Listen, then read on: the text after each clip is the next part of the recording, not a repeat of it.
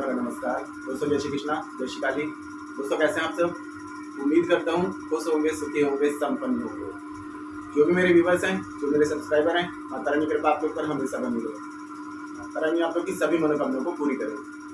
Blessing हमेशा आप लोग के साथ में है। आप लोग जहाँ भी रहें हमेशा स्वस्थ रहें, सुखी रहें, संपन्न रहें, हमेशा पॉजिटिव रहें, सकारात्मक रहें।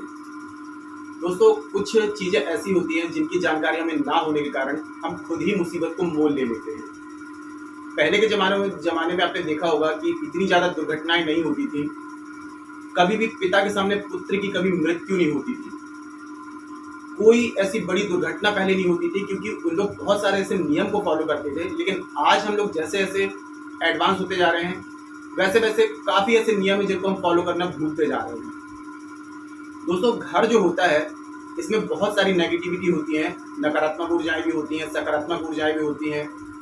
तो पहली चीज़ दोस्तों ये काफ़ी लोग करते होंगे, ये गलती तो सभी लोग करते हैं कि नींबू और मिर्च इनको अगर आप फ्रिज में एक साथ रखते हैं तो आप दरिद्रता को आमंत्रण दे रहे हैं।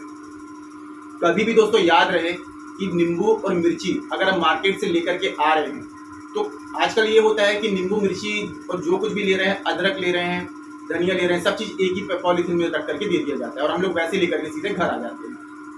तो हमेशा याद रखें जब भी नींबू और मिर्ची आप लेकर के आते हैं घर में तो कभी भी नींबू को जब वो आप मार्केट से खरीदते हैं तो नींबू को एक अलग पॉलीथीन में लें और जो आपकी मिर्च होती है इसको अलग पॉलीथीन में लें।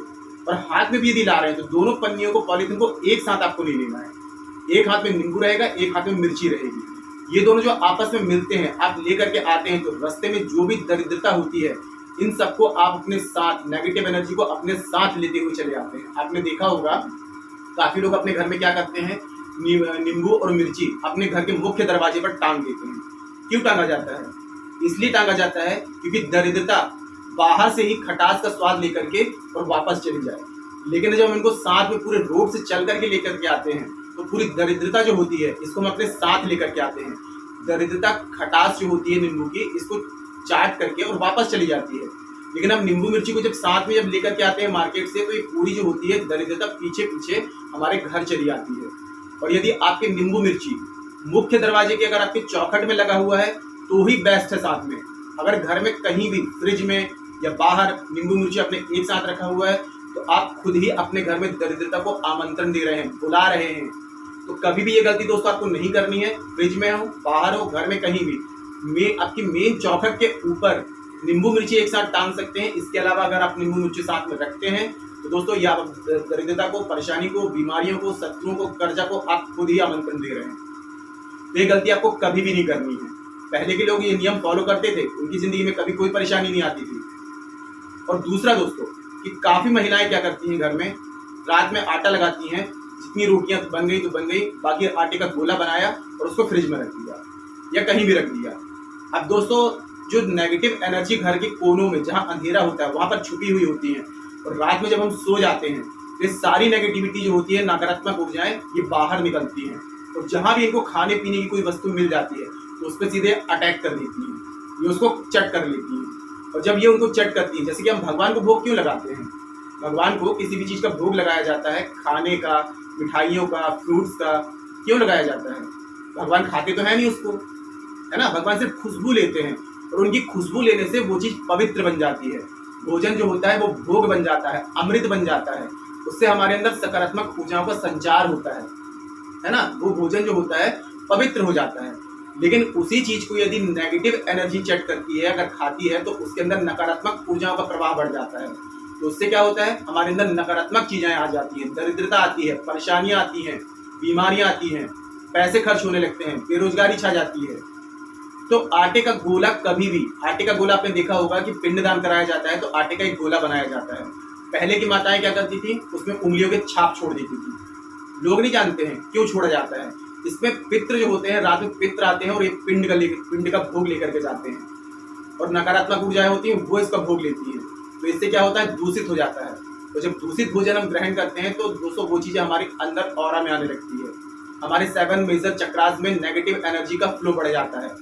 हमारा आज्ञा चक्र दूषित हो जाता है, मणिपुर चक्र जो होता है वो दूषित हो जाता है, जिससे पैसा आना रुक जाता है।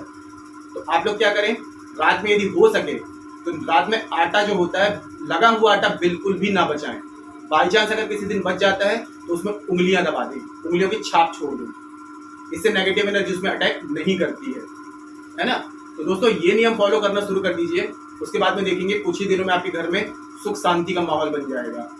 जो भी कार्य आपके जो बिगड़ रहे थे, बन नहीं रहे थे, उसमें आपको शांति महसूस होने लगेगी।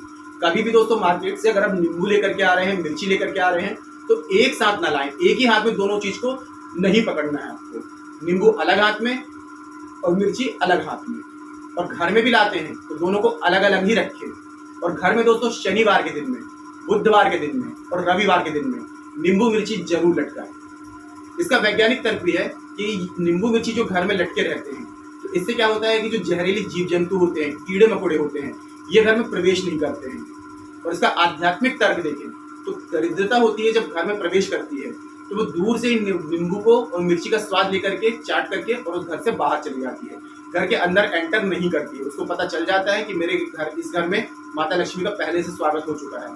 जहाँ माता लक्ष्मी होती है वहाँ दरिद्रता कभी वास नहीं करती है। तो इन नियम को दोस्तों जरूर फॉलो करें, ठीक है।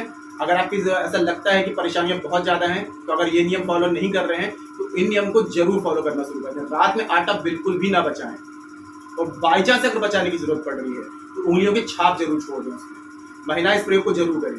और दोस्तों आटा जो होता है जब ये रात भर रखा रहता है तो ये जहरीला हो जाता है, शरीर के लिए भी नुकसानदायक होता है। बासे आटे की रोटी कभी नहीं खानी चाहिए। ये क्या होता है, खमीर उठने लगता है। भले आपने ठंडक में रखा है, उसको फ्रिज में रखा है, लेकिन फिर भी इसमें हल्का सा कुछ ऐसा अंश आ जाता है जो जहरीला तत्व, दूषित तत्व आ जाता है। और जो हम खाते हैं इसकी रोटियां, तो ये हमारे अंदर आलसी यानी कमजोरी महसूस कराने लगता है।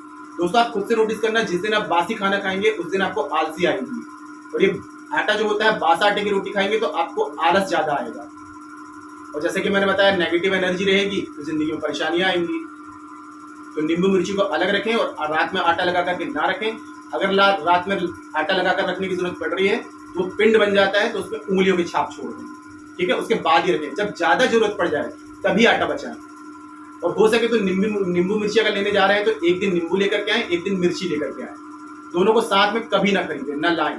लेकिन साथ में लाने की जरूरत पड़ रही है तो एक हाथ में नींबू रखें, एक हाथ में मिर्ची रखें। और फ्रिज में भी अलग अलग, अगर फ्रिज में नींबू रखा है तो मिर्च ना रखें, मिर्च रखी है तो नींबू ना रखें। दोनों को अलग अलग ही रखें हमेशा, क्योंकि घर के मेन चौखट में ही उनको साथ रखा जा सकता है। दोस्तों करके देखिए, छोटे छोटे से नियम है लेकिन आपकी जिंदगी में बदलाव ला सकते हैं, परिवर्तन ला सकते हैं। तो आज के लिए इतने दोस्तों, अगर जानकारी पसंद आई है तो वीडियो को लाइक करिए, शेयर कीजिए। तो मिलते हैं दोस्तों नेक्स्ट वाली वीडियो में। तब तक के लिए जय श्री कृष्णा, जय श्री काली। आप और आपका परिवार हमेशा स्वस्थ रहे, सुखी रहे, संपन्न रहे, हमेशा पॉजिटिव रहे, सकारात्मक रहे। जय श्री कृष्णा, जय श्री काली।